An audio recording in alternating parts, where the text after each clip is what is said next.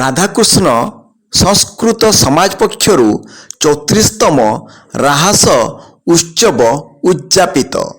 ସମ୍ବଲପୁର ଜିଲ୍ଲା ରେଢ଼ାଖୋଲ କଳିନ୍ଦର ସ୍ଥିତ ରାଧାକୃଷ୍ଣ ସଂସ୍କୃତ ସଂସଦ ପକ୍ଷରୁ 34ତମ ରାହାସ ଉତ୍ସବ ପାଳିତ ହୋଇଯାଇଛି। ଶୁକ୍ଳପକ୍ଷ ଦଶମୀରୁ ଆରମ୍ଭ ହୋଇ 5 ଦିନ ନିରାଡମ୍ବର ଭାବରେ ପାଳିତ ହେବା ପରେ ଆଜି କାର୍ତ୍ତିକ ପୂର୍ଣ୍ଣିମାରେ ପୂର୍ଣ୍ଣାହୁତି ପଡ଼ିଛି। ଏ ବର୍ଷ କରୋନା କଟକଣା ନିୟମ ଅନୁସାରେ କୌଣସି ସାଂସ୍କୃତିକ କାର୍ଯ୍ୟକ୍ରମର ଆୟୋଜନ ହୋଇନଥିବା କହିଛନ୍ତି ଅନୁଷ୍ଠାନର କାର୍ଯ୍ୟକାରୀ ସଭାପତି ତରୁଣ କୁମାର ମହାନ୍ତି।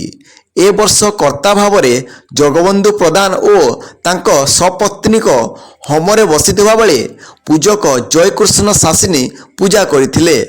ଅନୁଷ୍ଠାନର ସ୍ଥାୟୀ ସଭାପତି ଶିବପ୍ରସାଦ ପ୍ରଧାନ, କୋଷାଧ୍ୟକ୍ଷ ଶରତ ଚନ୍ଦ୍ର ନାୟକ, ପୂର୍ବତନ କାଉନସିଲର ଲକ୍ଷ୍ମଣ ପ୍ରଧାନ, ଅନୁଷ୍ଠାନର ସଭ୍ୟ ବଶିଷ୍ଠ କୁମାର ମହାନ୍ତି, ପ୍ରତାପ କୁମାର ସାହୁ, ଆଲୋକ ମହାରଥା, ପଞ୍ଚାନନ ପ୍ରଧାନ, ରବି ନାରାୟଣ ପ୍ରଧାନ, ପରମେଶ୍ୱର ସାହୁ, ଶିବପ୍ରସାଦ ପାଣିକର, ନରେନ୍ଦ୍ର ମଲ୍ଲିକ ପ୍ରମୁଖ ସହଯୋଗ କରିଥିଲେ।